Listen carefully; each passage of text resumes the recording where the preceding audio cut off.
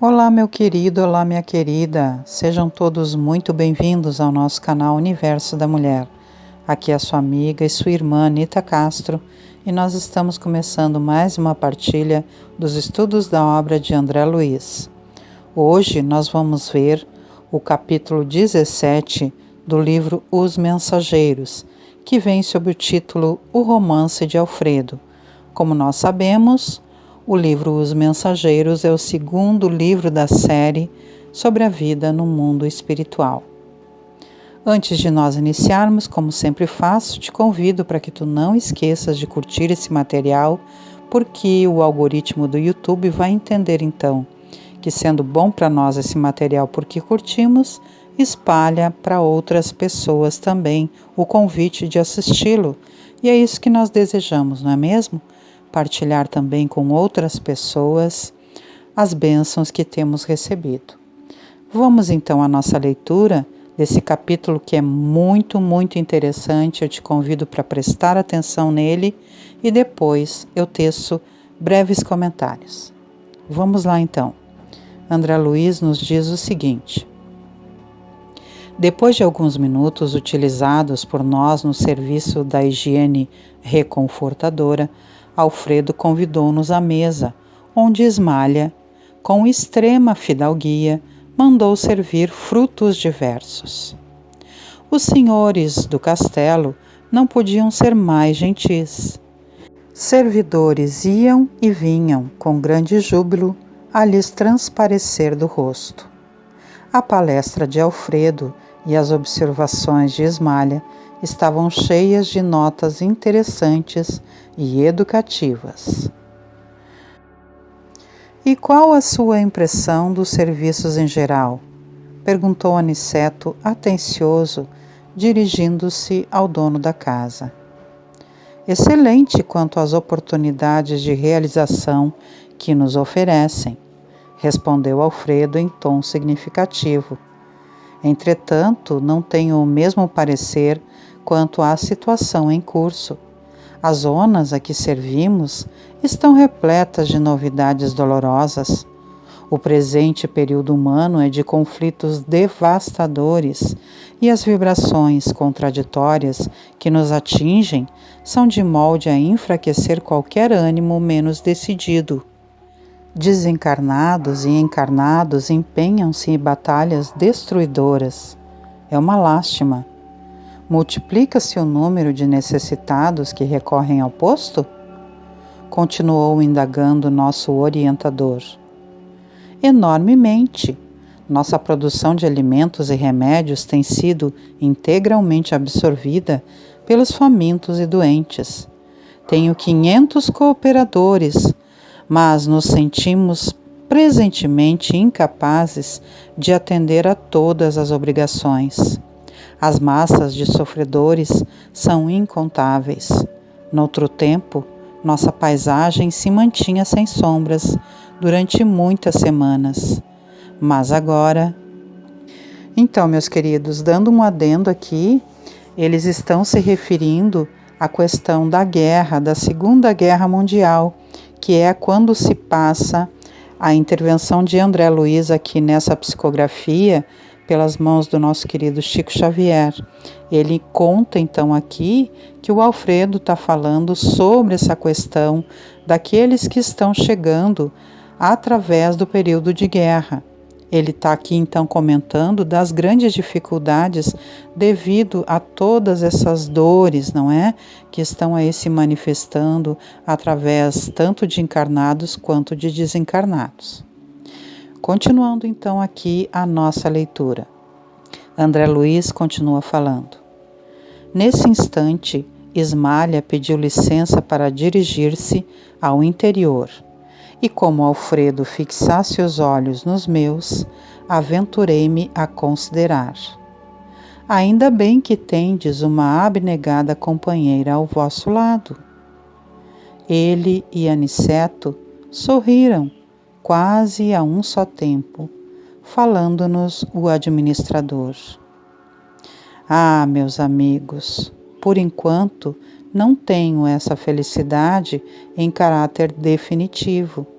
Minha esposa e eu temos o divino compromisso da união eterna, mas ainda não lhe mereço a presença contínua. Ela é a bondade celeste e eu, a realidade humana. Então, meus queridos, olha, vamos prestar bastante atenção aqui nos relatos do nosso amigo Alfredo. Vocês vão ver quantas lições nós temos a aprender aqui. Prosseguindo a leitura, então. Depois de pequena pausa, prosseguiu com gentileza. Aniceto conhece a história. Vocês, porém, a ignoram. Sentir-me-ei, portanto, contente em relatar algumas lembranças, com benefício duplo. Aliviarei o coração, uma vez mais, contando minhas faltas, e vocês dois, que talvez tenham em breve novos serviços na terra, aproveitarão, por certo, alguma coisa das minhas experiências. Ismália e eu guardávamos um escrínio de felicidade no mundo. No entanto, os salteadores perversos espreitavam-nos a aventura. Minha responsabilidade era enorme no campo dos negócios materiais, e longe de compreender as obrigações sublimes de esposo e pai, não procurava atender aos deveres juntos para com o lar e os 2 filhinhos que Deus me enviou ao círculo doméstico. Ismália, porém, era a providência de nossa casa.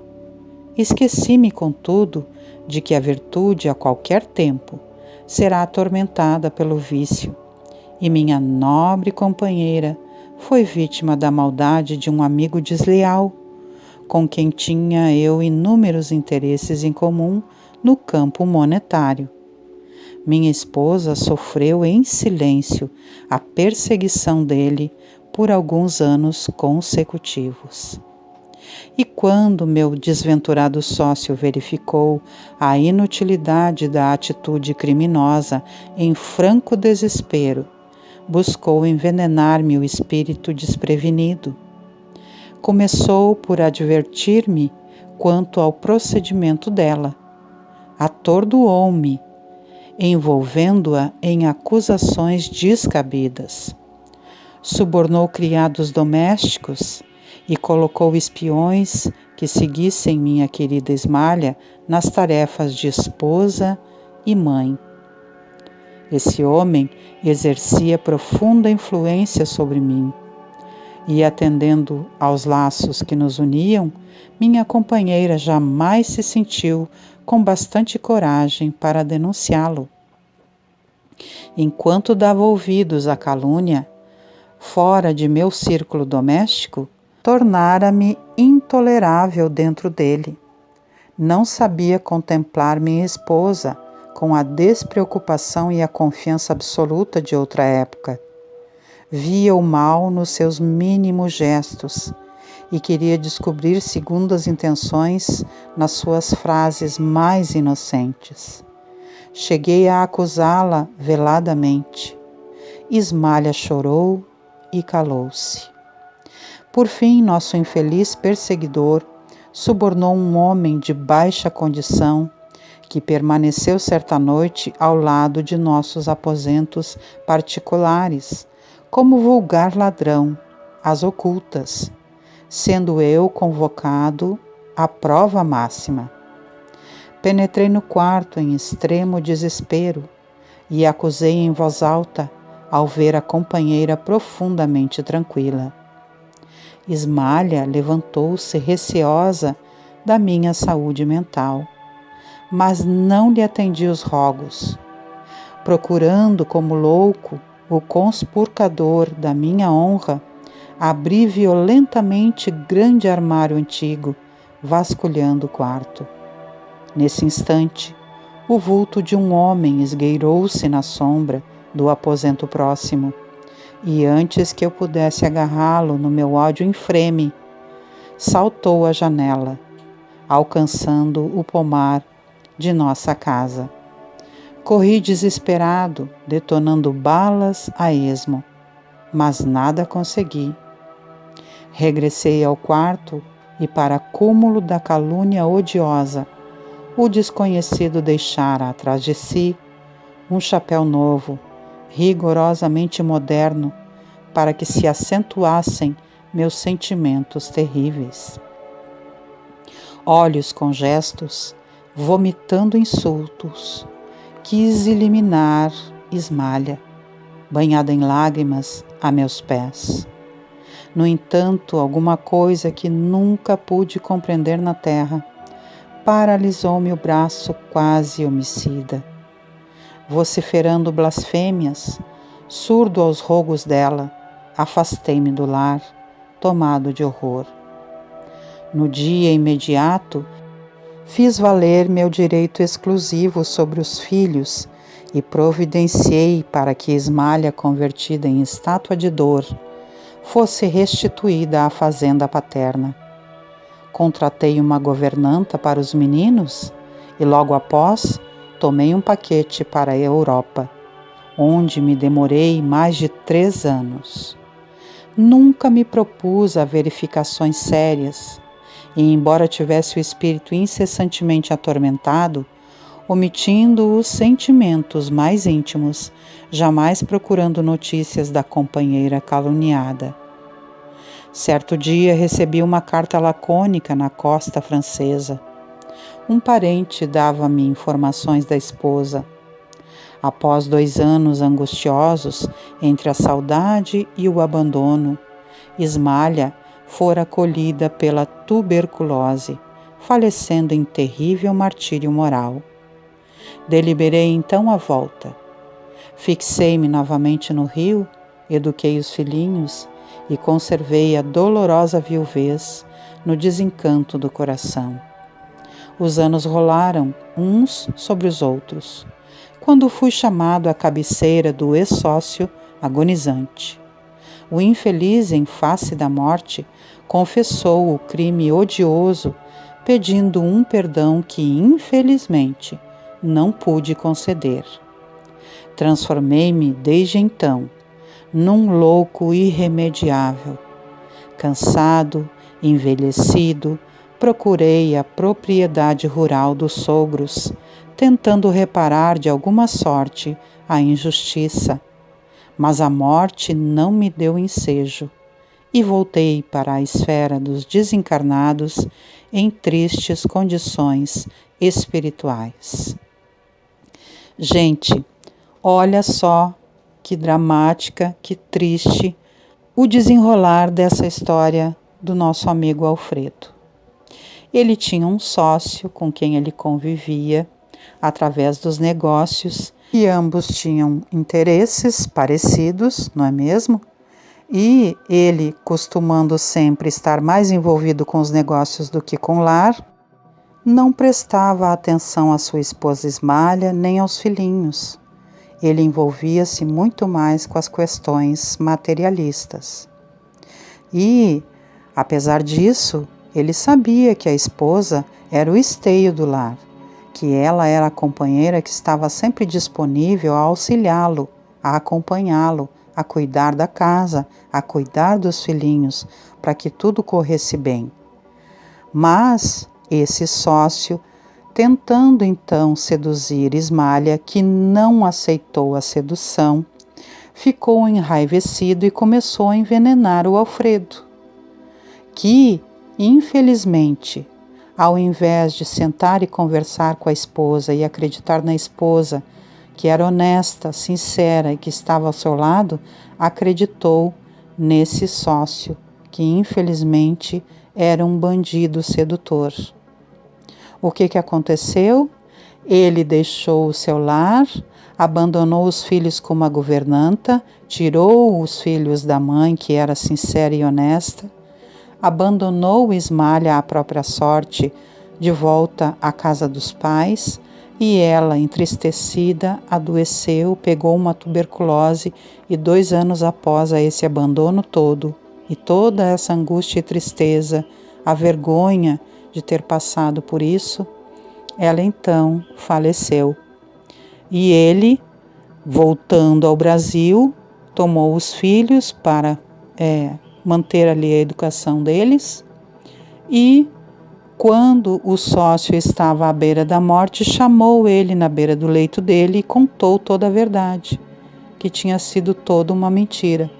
Ele, infelizmente, então, não podendo retomar a relação com Ismalha, que já tinha desencarnado, ficou enlouquecido e morreu em tristes condições, então, na carne, para se encontrar no mundo dos desencarnados, em condições espirituais muito difíceis. Olha só o que acontece, gente, quando nós nos precipitamos. Que triste história, que triste nós não termos condições, às vezes, de sentar e conversar com quem nós queremos bem e que nos acompanha. Prestemos atenção, meus queridos, não sejamos precipitados. A precipitação nos põe sempre a perder. Continuando então aqui a nossa leitura, vamos ver como se conclui essa história. Nesse instante, fez uma pausa para continuar comovido. Não preciso dizer que recebi de Ismalha todo o amparo de que necessitava. Todavia, infelizmente para mim, estávamos separados.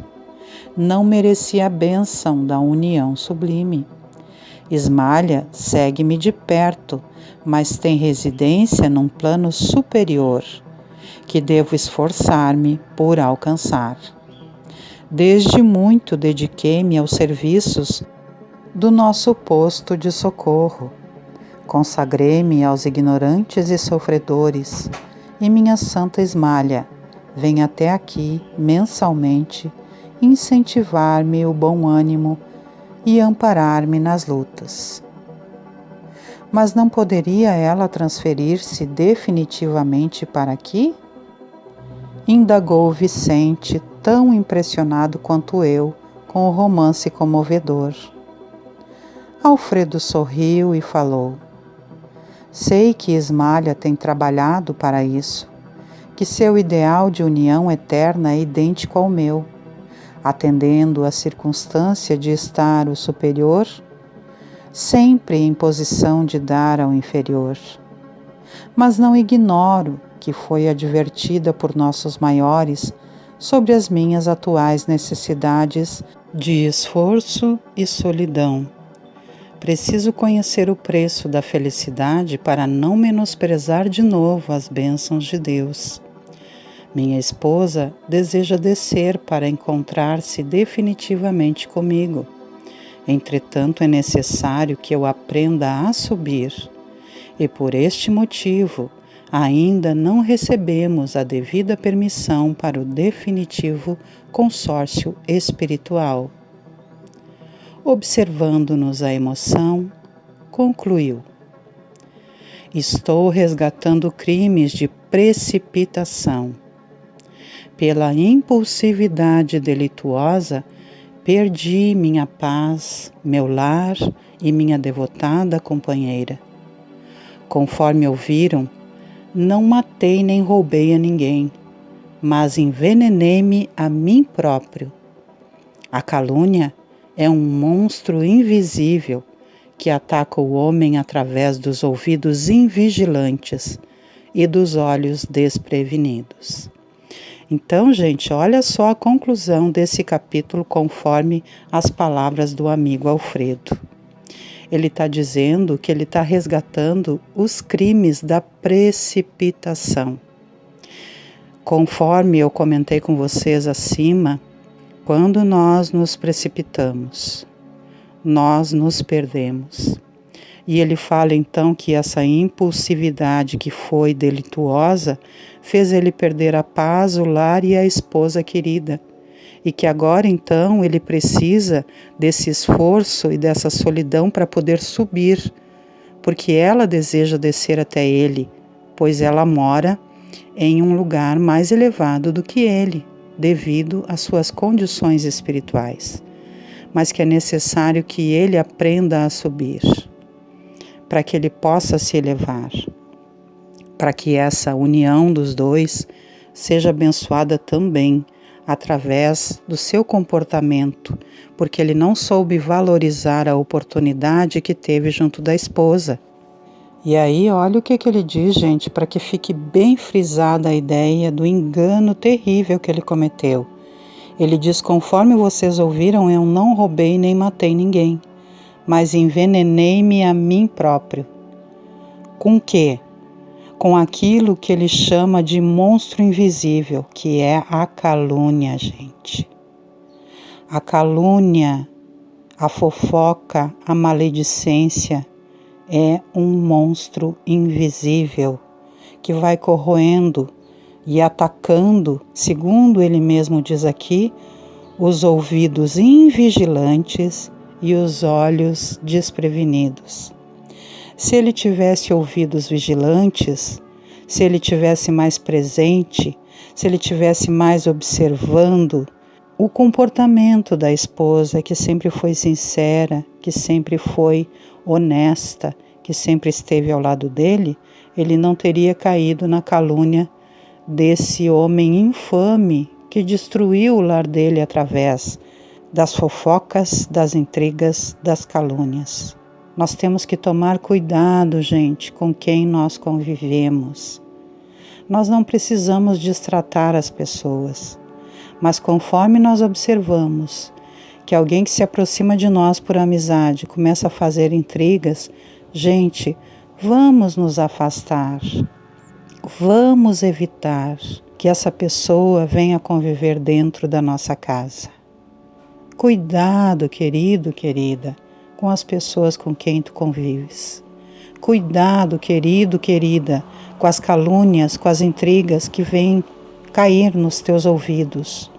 Não sejamos invigilantes nos nossos ouvidos e não sejamos desprevenidos no nosso olhar. Prestemos atenção e valorizemos as pessoas que convivem conosco, evitando que os caluniadores, que os fofoqueiros, que os intrigueiros, supostos amigos, venham destruir, às vezes, toda uma vida construída com amor, com dedicação e com boa vontade, prejudicando, muitas vezes, pessoas que são muito sinceras, que estão ao nosso lado. Que lição maravilhosa que nós tomamos aqui, não é mesmo? Que a gente possa aprender, refletir sobre esse capítulo e que nós possamos sempre dedicar-nos a fazer o nosso melhor, não só por nós, mas também pelas pessoas que amamos e que nos rodeiam, pelo nosso lar e por tudo aquilo de oportunidade maravilhosa que Deus tem nos ofertado.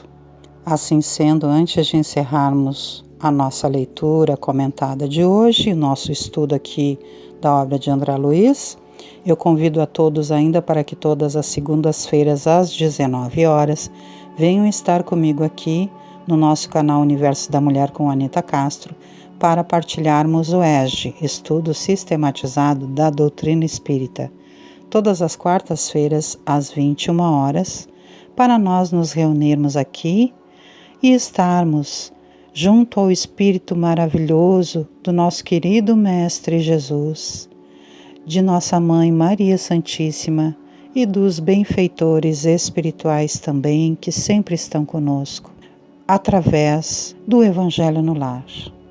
Nas quintas-feiras, às 18h30, voltamos a ter os estudos da obra de André Luiz, e nas sextas-feiras, às 18 horas, a partir do momento do passe, nós temos então a recepção do passe, tendo como responsável por esse trabalho a nossa querida benfeitora Maria da Soledade, juntamente com os amigos espirituais, os benfeitores da luz, que trabalham todos a serviço de Jesus para nos beneficiar, nos enviando os fluidos benéficos do passe. Sendo assim, meus queridos, com uma singela oração me despeço, desejando que Deus Pai Todo-Poderoso, que Jesus Cristo, nosso amigo e nosso mestre, sempre sincero, que Maria Santíssima, nossa mãezinha muito amorável, e que os nossos benfeitores queridos sempre estejam, como sempre estão, nos ofertando os caminhos do bem e nos estimulando para que prossigamos evoluindo. E que nós, com boa vontade, gratidão, dedicação e impulso para fazer o nosso melhor sempre, através do nosso aprendizado e prática no dia a dia, possamos prosseguir, porque esse grande amor nunca nos deixa sós. Um grande beijo no coração de todos e até o nosso próximo encontro. Muita paz e harmonia nos nossos caminhos sempre.